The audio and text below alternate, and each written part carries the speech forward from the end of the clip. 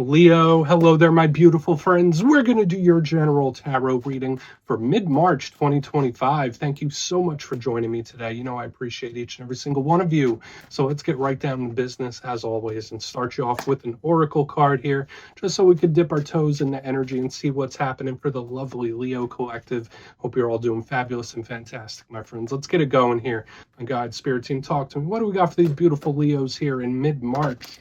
Please, what energies, messages, insights can we take a little peek at? And yeah, we're just going to take a quick look at this first card, then we'll get into the full reading itself. And at the very end, I'll pull you a bonus card from the Shadowland Tarot, just to see what might be in the shadows or what shadow work you can lean into, which is always interesting. But let's get it going here. Let's rock and see what we got for Leo in mid-March. What is the vibe? What is the energy swirling around here for my good friends? What do we got? Nice and quick, please. And yeah, the deck is being pretty specific. There we go. All right, very intellectual. And this is something I've been picking up for all fire signs. I do like this card, even though the imagery is a little funky. It's a little bit of a funny piece of imagery, but the meaning of it is really good. Very similar to the Ace of Swords. This energy right here is no fool. It's very logical, straightforward. There's no games with this type of energy I'm picking up. Now, before we fully dive into it, if you're new here, I'll be speaking about the March subscriber surprise towards then, so you might want to check that out. Also, if you could kindly illuminate that like button by tapping it right on its third eye, you know, I'd greatly appreciate it. But enough of the promo, into the reading. Let's talk more in depth about this card. Now, the reason I say it's a funny piece of imagery is, you see, we have this monkey here. It's dressed up as Shakespeare. Obviously, it's holding a skull, contemplating its life. It's in front of a typewriter. There's all sorts of mathematics and binary code in the background. So obviously, this monkey has an expanded logic, right? It's much smarter than its counterparts. So to me, when I see this, I think of like logic, strategy, planning, very King of Swords, Queen of Swords type of vibe here, especially Ace of Swords. So when this card is here, I mean, now might be a great time to figure things out, do some problem solving, troubleshooting, feed your brain with information, because this card is very, very sharp. You might be able to absorb a lot more information in this time. But again, like I said, this energy is no fool. So it's like, oh, now it wouldn't be a great time for someone to try to pull one over on you when this card is here, because it sees through all the nonsense. So for some of you, might have some clarity about certain situations you're going through with this card. Now, the only issue I see with this card is overthinking or overanalyzing of things. So in this time, just watch out for things like that, because sometimes overthinking can lead to stress and anxiety.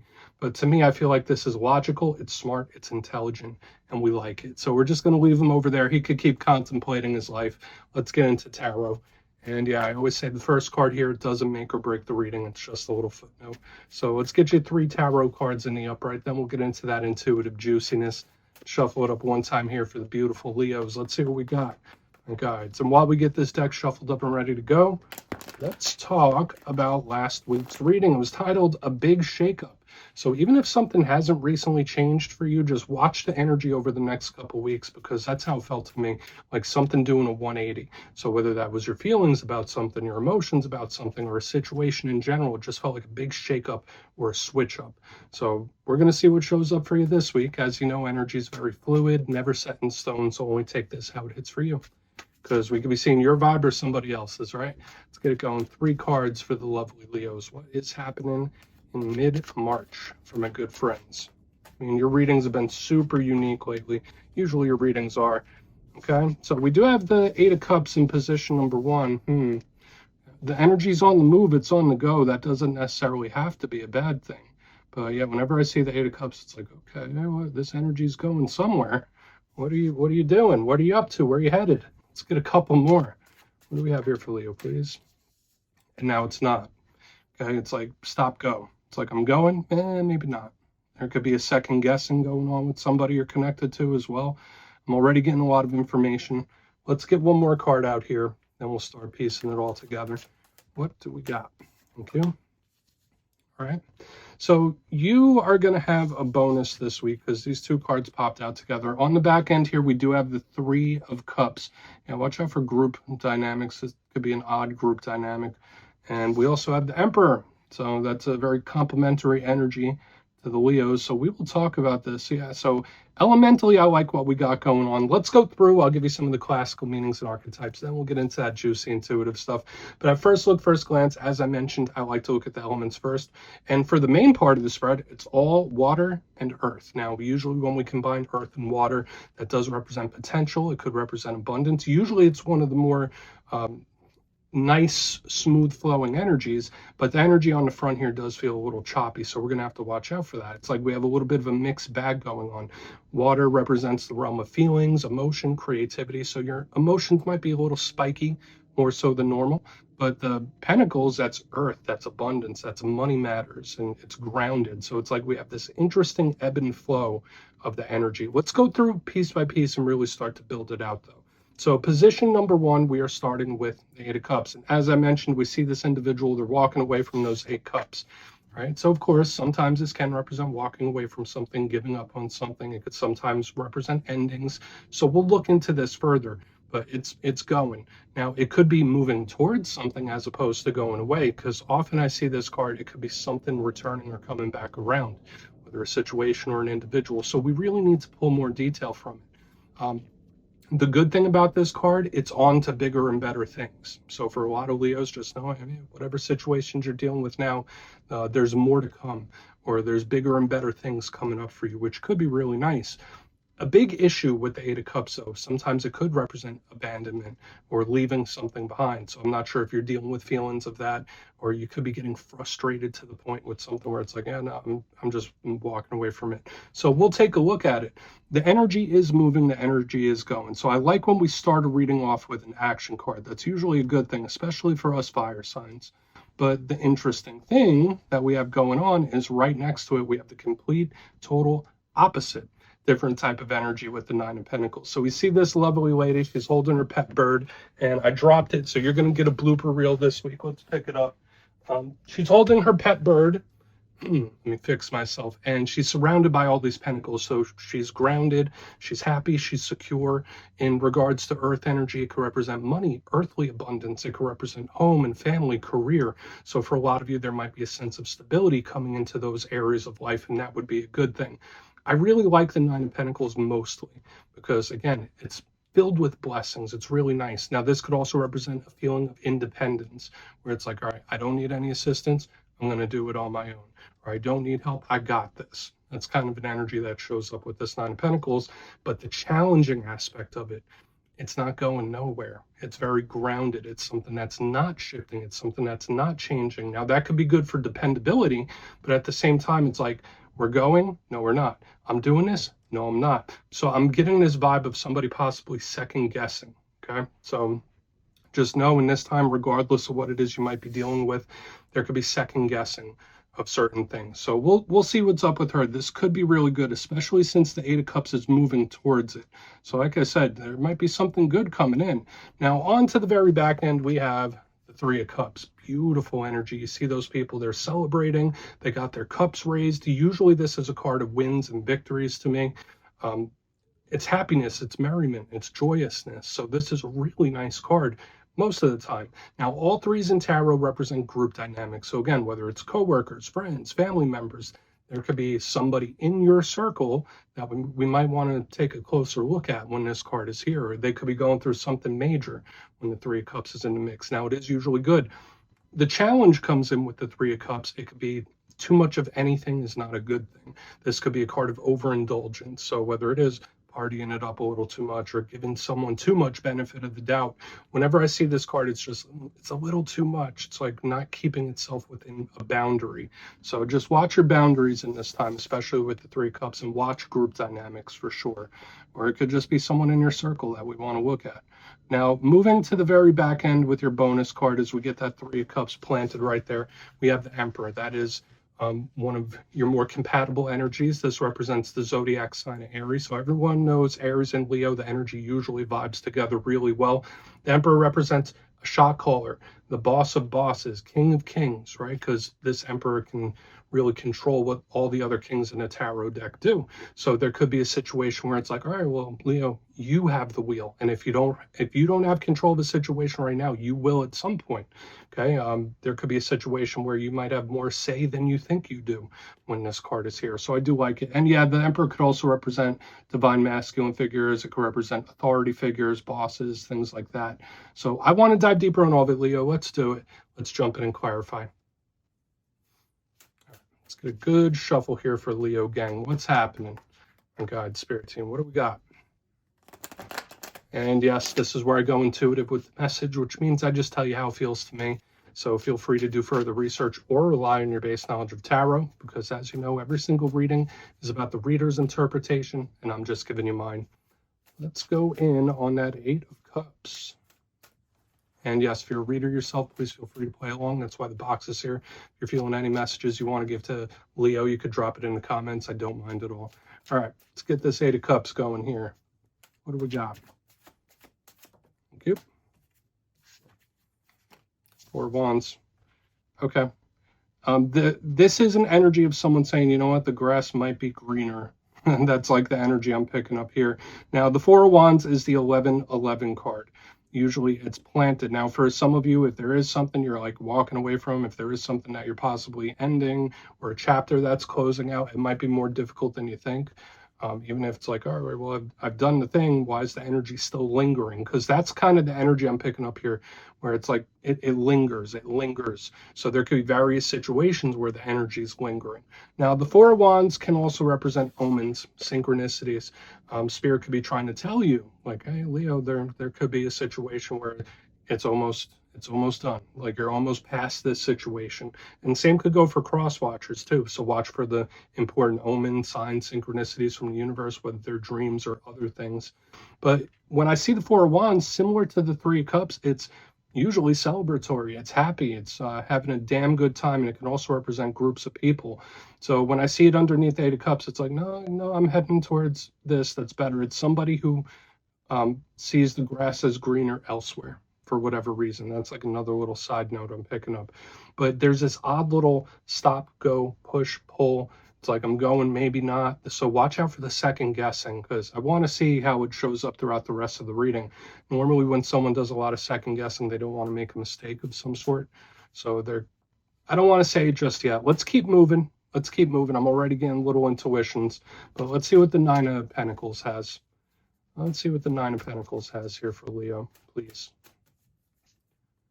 Very intriguing energy here. The World. Okay. All right. So for some things, it could possibly be unavoidable. I know I was already talking about possible chapters closing out, and now we have the World, which does represent that. This could be a little reassurance from Spirit saying, like, listen, Leo, everything's going to be okay. Okay. I also have to mention a lot of karmic energy showing up with the 11-11 card. Now the World, very karmic. So for a lot of Leos, there could be a karmic cycle or a cycle in general that could be coming to a close. But I feel like you're going to be okay.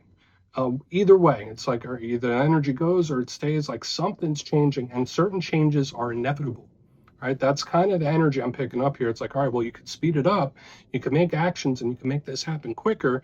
You could do nothing, but the end result is still the same. So there could be various situations where it's like, all right, well, the end result, it is what it is. It's going to be what it's going to be. So I could see various things coming to a close or ending, and it could be karmic in nature. Now, the World doesn't always have to be a bad thing, okay? To me, I usually say, all right, it's a chapter closing, but a new one opening. So we've had this little message going on from the beginning of like moving on to a brighter new chapter, moving on to bigger and better things, grass greener. So hopefully you got some big things coming up for you. Again, you apply this to whatever situations you're dealing with. For some of you, it could be various areas of life where you're experiencing transformation when I see this type of energy, which makes sense. I've been doing a lot of readings for the beautiful Leos, beautiful personal readings with my friends. Hi. But we're going to keep moving over here to the Three of Cups. Most definitely feels transformative and possible karmic cycles ending or closing. So let's go in on the Three of Cups. Let's see what that has. Then we'll do a quick little recap before we get into the shadows. So what is happening? Like, I don't necessarily feel like this is a bad thing, right? Normally when we think of chapters closing and things ending, it's like, oh yeah, that sucks, or that's not good. To me, I feel like it opens up into a better new chapter. some way, somehow. So I would stay optimistic. But let's see what the Three of Cups has for you. Let's see what the Three of Cups is doing. Then we'll do a quick recap before we get into the shadow. So why is the Three of Cups here for my good friends? Thank you. Okay, we do have the King of Pentacles in the upright underneath this Three of Cups. Okay, this could be really good. And again, I just can't let go of this message where it's like, oh, there's something great right around the corner. Now, you might be connected to an earth sign, so Capricorn, Virgo, Taurus. Remember, it's not gender specific. When I see the Three of Cups and the King of Pentacles, it's like, oh yeah, no, this is most definitely a wind-based type of energy. So yeah, we do have some like choppy, shifting, possible closing energy in the front, but the result is what we should be focusing on. So that tells me for a lot of Leos, whatever situations you're dealing with, Spirit might want you to look at the end result. Now, for another portion of you, this could represent somebody that's in your circle, your social circle, that can act as a real grounding influence. So whether that be a sibling, a family member, a really good friend, if that's something you don't personally have in your life right now, this could be an individual that's coming in that will be a great influence on your life in one way or another. Okay? Either that or that's how you act towards somebody else. But overall, I feel like the end goal or the end result is positive, even if you don't see it right now, right this second. So I like it. I feel like great things are coming, and I feel very optimistic, even though we have this ending energy here in the front. Let's go through and do a quick recap. Everything will work out how it's supposed to. But let's do the recap before we get into the shadow card. If you kindly look in the box, position number one, we have the Eight of Cups with the Four of Wands, and I have been saying there's like this push, pull, stop, go, a little bit of second guessing type of energy happening here. For some of you, Spirit could be giving you little signs and synchronicities that some sort of chapter is about to close and a new one's going to open. I feel like this is generally a good thing because to me it felt like the grass is greener on the other side. So there could be a change or a process you're going through where it's like, all right, well, at the end of this, you're going to be happy with the result. Even moving to the back end, we have, or the center, we have the Nine of Pentacles with the World. So there are two alignments here of certain chapters closing or ending, and it could be karmic in nature when we have this energy right in the center. But it does feel good to me. I feel for a lot of you, you could speed it up or you could not do anything. It's like the end result is the same. But I'm loving what we have here on the back. The Three of Cups with the King of Pentacles. So again, that's wind-based energy. For a lot of you, the situations you might be dealing with, Spirit could be saying like, no, watch the end goal, watch the end result. Don't focus on just what's happening right now. Think about what you're working towards. So that could be really nice. And it could also represent a very good grounding influence in your social circle. So please take a screenshot if you want to look at that further. Let's see what's in the shadows. And yeah, I always like to pull you one shadow card at the very end just to see whether it's something within you or something you don't quite see. Shadow cards don't always have to be a bad thing. They could be real good too. Let's get you one.